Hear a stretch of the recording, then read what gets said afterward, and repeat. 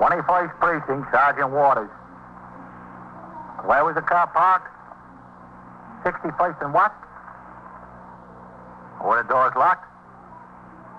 Yeah. What kind of a car is it? What year? You're in the muster room at the 21st Precinct, the nerve center. A call is coming through. You will follow the action taken pursuant to that call from this minute until the final report is written in the 124 room at the 21st Precinct. All right. You come into the station house. We'll have to take a report from you. That's right. It's between Lexington and 3rd. As soon as you can. Yeah. All right. 21st Precinct. It's just lines on a map of the city of New York. Most of the 173,000 people wedged into the 9/10 of a square mile between 5th Avenue and the East River wouldn't know if you asked them that they lived or worked in the 21st. Whether they know it or not, the security of their homes, their persons, and their property is the job of the men of the 21st Precinct. The 21st, 160 patrolmen, 11 sergeants, and 4 lieutenants, of whom I'm the boss. My name is Kennelly, Frank Kennelly. I'm captain in command of the 21st. I was working my night tour, 4 p.m. to 8 a.m. At 6, after I had turned out the platoon, interviewed an applicant for a tow truck license, and cleaned up considerable paperwork, I instructed Sergeant Waters on TS to have sector car number 1 come by the station house and take me on patrol of the precinct. Patrol of the precinct by the commanding officer, in addition to responding to emergency radio calls as they occur, generally involves a personal check of conditions concerning which complaints from the public have been received. In connection with the investigation of such a complaint, I instructed Patrolman Coley, the operator of sector car number 1, to drive to 88th Street and Madison Avenue. At 7:20 p.m., we were in the car proceeding uptown on Park Avenue in the 70s. The weather was cold and extremely windy. So, when the landlord came to collect the rent, I happened to be home. I invited him to come in the living room and sit down. He said, "You're almost 2 weeks late with the rent, Mr. Coley." I said, "I know it." I said, "I wrote you a letter and told you we wouldn't pay the rent until you send somebody to fix the refrigerator." He said I was stalling him, trying to pull my badge that I was a cop on him. He was going to write the commissioner and make a complaint against me. How do you like that, Captain? Well, what did you say? Well, I told him to write anybody he wanted to write. Still wasn't going to get the rent until the refrigerator was fixed. I don't know what these guys think they can get away with. Well, some of them try, Coley. Yes, sir. After the light changes, take a left into 77. Go up Madison the rest of the way. Yes, sir.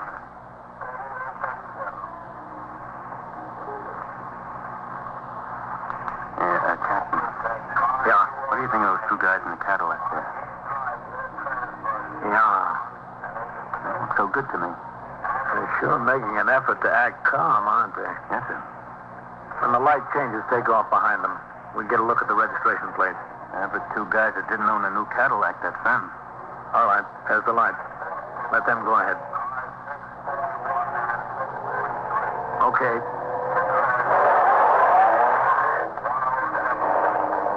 An Illinois car. I don't remember any Illinois Cadillac in Milan. Let's talk to them, Coley. Yes, sir. Watch out, they don't try to pull away from you. They could, too. All right, give them the horn. Pull over there! Pull over! Go for it. No, they're not. It's okay. Mark them off when they stop. Yes, sir. I'll take the driver. Yes, sir. You take the other side.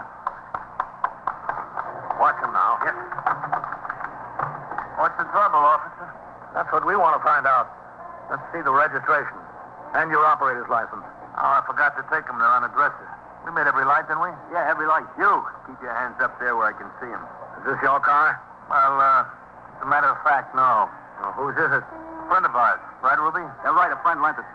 He lent you the car, but not the keys, huh? Well, you see what Keep happened. your hands on the steering wheel. Right, I'll keep them there. I'll keep them. They got a jumper on the ignition, Captain. Are those your suitcases in the back? Not of his. Who said they were mine? I didn't. Come on. Out this way. Out of the car? Come on. Both of you. Now, keep your hands where we can see them. You. Lean up against the car there. Yeah? Right there, yeah. Come on around, Coley. Yes, sir. All right, you. Right next to him. I, for one, would like to know what this is all about. So would I. Lean up there. I'm leaning. Okay, Captain, I got him covered. All right. You first. Hold still. I got nothing. What are you worried about? I'm carrying nothing. Oh. What do you call this? A penknife, that's what it is. Ain't a guy entitled to have a penknife? Not with an 8-inch blade. Well, I use it to peel apples. I like apples. All right, just keep quiet. You. Hold still. Look, I was doing nothing. He asked me if I'd like to take a ride. I asked you. Quiet. I got two witnesses to prove he asked me. His cousin Scar, he said. What cousin? All right. I got no cousin. What's your name? Me? You. Leon Gamer. Where do you live? 361 Charles Street. In Manhattan? Yeah, in Manhattan. How old are you? 22. Where'd you steal the car? Belongs to his cousin. I thought you said it belonged to your friend. His cousin is my friend. I got no cousin. What's your name? Protea, Reuben Protea. Where do you live? 289 East 109th Street. Not my cousin. I got no cousin. Then who is the man? What man? Okay. What man? That's enough. All right, enough. Keep your eye on them, Coley. Yes, sir. I'll ring in for some help. Well, just stay like that. Don't move. 675. 681 to Central. Okay. At 79th Street and Park Avenue, northeast corner. We require assistance in handling two prisoners in the stolen car. Okay?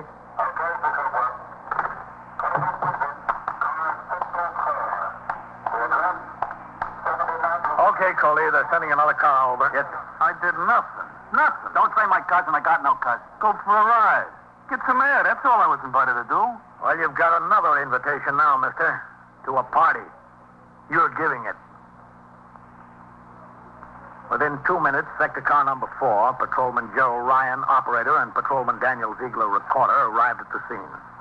A more thorough search of the prisoner's persons was conducted. No additional weapons were found. We also made a search of the 1953 Cadillac sedan. The ignition had been jumped to enable the thieves to start the car without a key. Although the favorite tool of car thieves, a beer can opener, was found on the floor of the car, there were no marks on any doors or windows indicating that the car had been broken into. In the back seat were 2 large suitcases and 2 smaller ones. The glove compartment was locked, so was the luggage compartment. Sergeant Fred Burns arrived on the scene with his car and operator. Sector car number 4 was instructed to resume patrol. Both prisoners were loaded into the space behind the front seat of sector car number 1 and were driven to the station house in the custody of Patrolman Coley and myself. Sergeant Burns followed, driving the Cadillac, which he parked in the passageway next to the station. The 2 prisoners, carrying the luggage that was in the car, were taken directly upstairs to the 21st Detective Squad by Patrolman Coley and myself. All right, go on. Move along. We're moving. Stuff is heavy. That way. Go ahead. Why I gotta listen to you, I don't know. Listen to me what? Okay. Every time I listen to you, I wind up in a jam. Every time. Inside, drive up Park Avenue, he said. There's lots of Cadillacs on Park Avenue. Well, ain't that Park Avenue's lousy with Cadillacs? Over there to the desk. So why did this one have to stick out like a covered wagon? Where do I put the bag? Hold on over for a minute. You catching Novak? Yeah. Who you got there? The Brinks Bandit? Hello, Captain. Novak? No, we jumped him on 79th and Park driving a Cadillac. Not this. I wouldn't expect it to be. Well, it's a free country, ain't it? I could own a Cadillac. Yeah, you could, but if I were you, I'd buy a pair of shoes first. So where'd you steal the car? Well, look at me, look at him. I was just along for the ride. You were driving, so that makes who along for the ride? Me, that's who.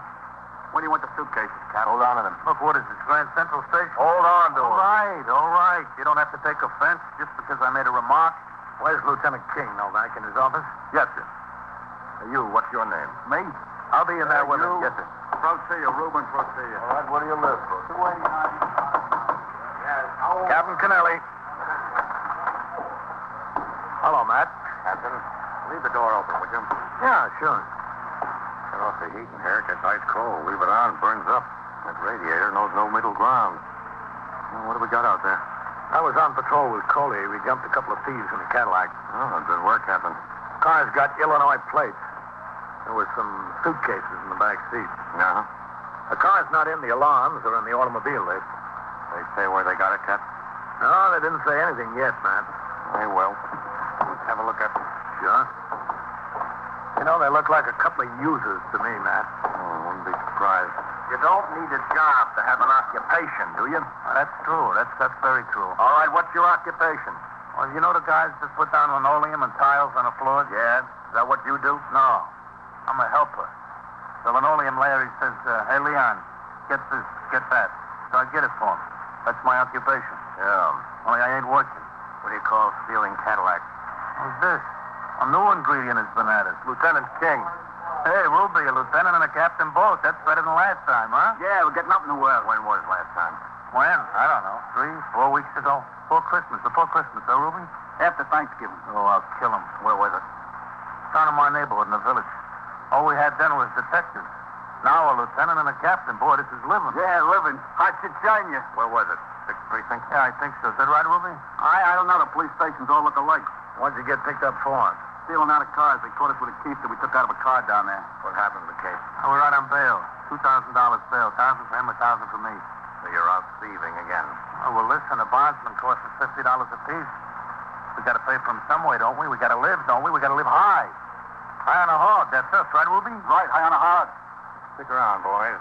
We'll show you how to come down a notch. You are listening to 21st Precinct, a factual account of the way police work in the world's largest city. Detectives of the 21st Squad, under the supervision of Lieutenant King, began to make a case of grand larceny automobile against the 2 suspects, Leon Gamer and Ruben Tortilla. As required by law, the suspects were fingerprinted by Detective Novak. The locked suitcases found on the rear seat of the automobile were moved into Lieutenant King's office. The 6th Detective Squad in Greenwich Village was telephoned for information concerning their arrest in that precinct and the charge of grand larceny already pending against them. Although it was obvious the car had been stolen, no report of the theft was in the alarm, nor had one been received by the Communications Bureau. As frequently happens, it appeared that stolen property had been recovered before the owner was even aware it was missing. While the arresting officer, Patrolman Coley, kept one suspect under guard in the squad office, the other, Leon Gamer, was questioned by Lieutenant King in his office in the presence of myself and Detective Novak. Pretty suitcase, isn't it, Leon? Personally, I don't like the color, but it's pretty, yeah. And heavy. You're telling me I had to lug it up the stairs. It's heavy. There must be a lot of good stuff in there. Maybe telephone books. Suits, ties, shirts, maybe even jewelry or money. Yeah, maybe. Why don't you try to open it? Or any of the others? Oh, now I ask you, would that be honest? Look, Leon, save your comedy routine for the tombs. We're trying to get someplace here. We want to find out who that stuff belongs to. I knew I'd tell you. You think I got to be personally acquainted with somebody before I touch their car? My point is, you couldn't have been far from where you lifted the car before you were jumped by the officers. No, not too far, I don't guess. Because if it was more than a mile away, you'd have had the catches on that bag pried open to see what was inside. Look, I don't know exactly where it was. I don't carry a map around in my head. We pulled up together for that light on 77th and Park. How long before that was it? Not long. Was it below 72nd Street? 72nd Street? Yeah, it could be. Then you drove at least 6 blocks on Park Avenue. Oh, more. Much more. Was it farther downtown than 72nd Street you got the car? Look, Lieutenant, you want me to be honest with you? I want you to make the effort. You want the whole story, what happened? Yes. I got nothing to hide. I'm hooked. You'll have the patience. I'll give you the best of my recollection. All right, give it to us. I'll get it, Lieutenant. Okay. Okay, Leon, the best of your recollection. 21st Squad, Detective Novak. Let's have it. I can't concentrate with somebody on the phone. Captain Kennelly, Sergeant Waters on PS for you. Okay. Can you wait a second? All right. Thanks, Novak. Yes, sir. Captain Kennelly. Sergeant Waters on TS, Captain. Yes, Sergeant. Yes, desk officer at the 17th rang up here. Yeah? A motorcycle patrolman skidded on a patch of ice coming off the East River Drive at 53rd Street. Well, if you hurt bad? They took him to Bellevue. Possible fractured leg. All right. Ring the desk officer back and tell him I'm on my way. And have a car come by the house for me. Yes, sir. Cop hurt in the 17th, Matt. I've got division tonight. I'll have to go investigate it. Pretty bad. A broken leg, they think. Well, I once broke a leg jumping over a fence when I was a kid. we don't want your life history, Leon. Just what happened tonight. Look, if he's going to go, let him go. I can't concentrate with the interruptions. The captain has to wait for a car to come in and get him. You don't worry about what we do. You worry about yourself. We'll give you plenty on your mind. Now, what happened? Well, I met Ruby. Where? I'll tell you if you give me the chance. Met him in a bar and grill on 110th Street. We were sitting there having a couple of beers, and he said, "How much dough you got?" I said, "Why?" Well, he said his brother wanted some of the money back, the $50 he borrowed from his brother to pay the bondsman. I said, "Don't look at me. I'm living from hand to mouth, too. I didn't pay back the money I borrowed to pay the bondsman." And we got to talking about how the trial is set next month, that even if we cop a plea, we're sure to get no less than 2 years apiece out of it. We got a lawyer to pay, and we still owe for the bail. And here we are with not $5 between us. Not even enough for a good jolt, huh? Oh, look, don't get me wrong. I don't mess around with that stuff. Just chippy once in a while. I got no big habit. So you got $5 between you. Yeah. Well, I don't know who mentioned it first, me or Ruby, but one of us said, let's go downtown, see if we can make some money. So we finished the beer and got on the Madison Avenue bus. We went downtown. Where'd you get off? I'll have to ask Ruby that. I got no idea. He said, come on. I got off. We walked around a little bit. I don't know. We saw this caddy parked there. I looked in, and there were these suitcases in the back. I looked at Ruby, and we walked by. He said, a cinch. The button isn't down on the back door. So we walked to the corner, turned around, and come back, just like we own the car. We walked up, opened the door, and got in. I was behind the driver's seat, and 1, 2, 3. Ruby was on the floor and had the ignition jump. Like a flash. You know, he's quick, that kid. He's got a real talent. He said, go. I went, and that's that. Well, I'll see you, Matt. Okay, Captain. So long, Captain. All right. Don't go away mad. I'll check with you, huh, Matt? Yes, sir.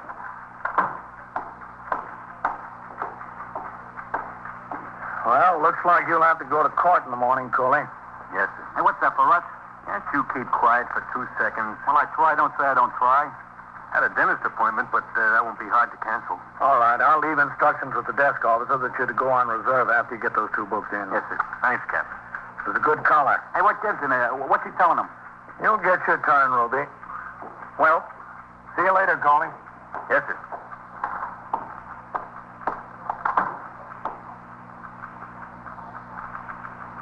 Good boss? Yeah. You know, when I was a kid, I wanted to be a cop. Well, at least you got to know a few. There was this cop over there on my block, a regular guy. I wanted to be like him. And I got to hate him. Yeah? He took me in. Grabbed me by the collar, took me in. And for what? For nothing, for stealing. So I decided not to be a cop. Well, you had a pretty good reason.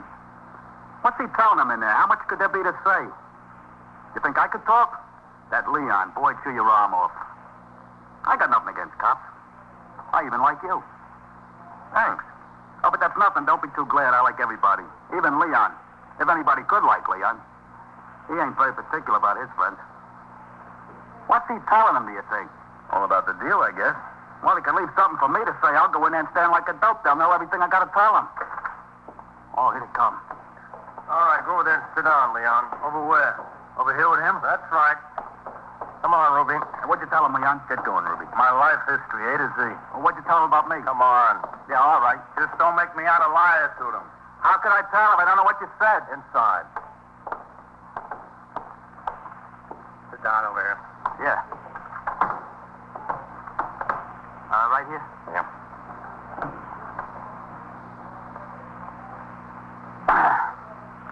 I want a lawyer. You can have 1 million lawyers. I can't afford 1 million. All I want is one. All right, we'll call whatever lawyer you want. Tell him to be in felony court at 10 a.m. tomorrow. Felony court that's downtown? 100 Center Street, Criminal Courts Building. All right, talk to me after I talk to my lawyer. Right now, I got nothing to say. Well, Leon had plenty to say. Well, that's his business. I don't care. He sure thinks a lot of you. I can't say vice versa. Thinks you're the most talented boy he knows. Doesn't think anybody can snap a lock on a car, get in, and jump the ignition as fast as you. Did he say that? Yeah. That's nice of him, you know. Said he can't think of a thief he'd rather work with. I didn't think Leon had a compliment in his body. 12 seconds is your record. Nah. Break open the door, jump the ignition, start the car in 12 seconds. Nah, not 12. I could maybe 15, not 12. That's what he said. Well, you know, Leon ain't no slouch either, you know. Of course, I handled that caddy tonight, but I seen him turn some fast tricks, too. Between us, I guess we could get in almost any lot. Any lot. Oh. Well, we'll give you a new challenge, Ruby. Yeah, what's that? Sing Sing. You try the locks up there. By 8:45, no alarm had come through on the Cadillac sedan with Illinois license plates. Lieutenant King had been in touch with both the auto squad and the correspondence bureau of the central office. It was agreed that if the owner were not heard from within another hour, a telegram would be sent to the Illinois State Highway Patrol at Springfield with a request that the name of the owner be ascertained and a check made at the residence. Meanwhile, I was at the 17th Precinct Station House on East 51st Street. There, I entered in the blotter the results of my investigation of the injury to the motorcycle patrolman. I'd been to Bellevue Hospital and got a statement from both the officer and the doctor attending him. I'd seen the sector men and the sergeant who responded to the original call concerning the accident. In cases involving injury to a police officer in the line of duty, the manual of procedure requires a complete and immediate investigation of the facts by the commanding officer of the precinct or a captain on night duty in the division because of the possibility of sick leave with full pay and eventual disability retirement of the man. I returned to the 21st at 9:05 p.m. The car pulled up in front of the station house, and as I got out, I instructed the operator to pick up his partner and resume patrol. I crossed the sidewalk and started up the steps of the station house. Excuse me. Yes? This is the police station, isn't it? That's right, yes. Go ahead, Alicia. Seems nothing is safe anymore. Nothing. Thank you very much. What's the trouble, sir? Go ahead. Thank you. I want to talk to the person in charge here. Well, I'm the captain in command of the precinct. Will I do? I'm sorry, I didn't see your insignia in the dark. Didn't you? Oh, what an old, smelly building, Edward. Are the police stations in Chicago this old? How would I know? Captain, our car's been stolen. Oh? Has it? Well, he just told you it had. What kind of car? A Cadillac sedan. You said you were from Chicago? Yes, that's right, Chicago. Captain, it's absurd the way criminals are allowed to run around on the streets of New York. To steal our car from practically under our nose, that's no way to treat visitors, is it? Well, sir, I don't think thieves stop to find out if their victim is a New Yorker or a visitor. They're out to steal, not discriminate. I don't believe you told me what your name was. Private. Edward J. Private. I'm Captain Kennelly. Mrs. Private. How do you do? Mrs. Private. Well, if you're in charge, sir, how can we get some action? Our luggage was in the car, you know. We were leaving for Florida tonight, driving to Philadelphia tonight, starting out the first thing from there in the morning for Palm Beach. You have no idea what this does to our vacation. No idea. I can imagine, Mrs. Private. Would you excuse me just a second? We're not going to get the runaround, are we? No, sir. I've got to go over to the desk and sign the blotter. You just wait here. I'll be right back. Hello, Captain. Sergeant? A couple of messages for you. All right, I'll sign the blotter. Yes, sir. 21st Precinct, Sergeant Waters. What was that, mister? I didn't hear you. The bartender what? Were you speaking to the phone? Oh, he wouldn't sell you anymore, huh? No, there's nothing we can do to him. We ought to pin a medal on him. Well, you better not worry about drinking any more tonight. Better go on home and go to sleep. Yeah? Well, go on home and go to sleep. I'm sure you will. You got those messages, Sergeant? Yes, sir. I saw those people hook you as they came in the door, Captain. You want me to bail you out with them? No. No, thanks, Sergeant. This one I want to handle myself. Yes, sir. All right, Mr. and Mrs. Bradford, we'll go upstairs to the detectives, all right? This way, please. A lot of good it'll do. The car's gone for good. Gone, I know it's gone. And all my clothes with it. Fine place for decent people to come, New York. Did you lock your car when you left it? Why, of course we locked it. Through here, please. Okay, thank you. You know, even if it was locked, 4 suitcases on the back seat look pretty attractive to thieves. It was a sedan, you say? 4 doors. You might have locked 3. Upstairs, please. I'm positive I locked all 4 doors. I always do. Uh-huh. Where was the car parked? On 61st Street near Park Avenue. After I finished some business, we checked out of the hotel. We were going to this restaurant, Les Cargots. Do you know it, Captain? I've been in there, yes. That way, please. The most absurd thing in the world. Just absurd. You'll never get anything back, anything. Right here. Oh, thank you. Miss Bradford? No protection. There's no police protection at all. Well, if that's a complaint, Mr. Bradford, you're talking to the wrong man. I'm responsible for the police protection here. You should complain about me, not to me. Maybe I will. Over here, please. Hey, Leon, here comes the captain back again. Hi, Cap. Just sit there and be quiet. Are those men criminals? They're suspects, Mrs. Bradford. Oh. Novak, is Lieutenant King in? Yes, sir, he is. Thank you. Captain Kennelly. Inside, please. Yes. This is Lieutenant King. Mr. and Mrs. Edward Twyford of Chicago, Illinois. Oh? How do you do? Mrs. Twyford? Lieutenant, Mr. and Mrs. Twyford are looking for some fast action. Their car has been stolen. And some luggage. I see. I don't know what we can expect, but I want Do to... you have the registration for your car, Mr. Twyford? Don't you believe that I own it? Oh, yes, I believe it. Just like to see your registration. Gets to be a question of who gets investigated, the victims or the thieves.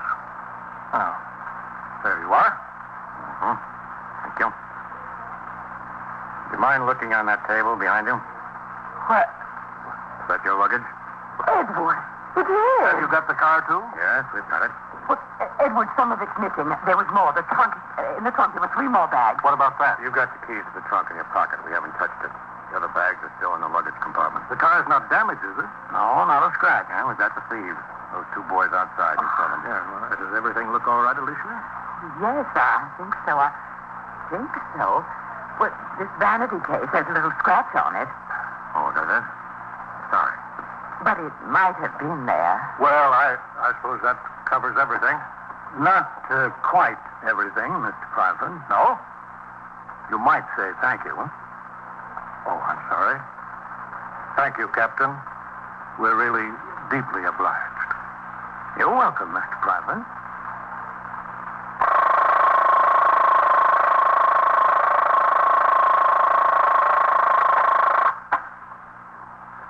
First Precinct, Sergeant Waters.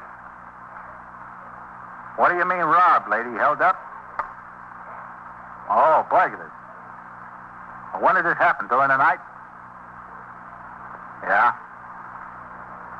Yes, ma'am. The front door, huh? Well, what's the address there? Did you say 1405 or 1409? The candy store. Yeah.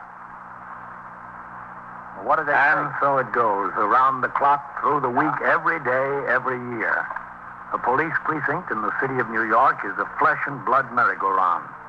Anyone can catch the brass ring, or the brass ring can catch anyone.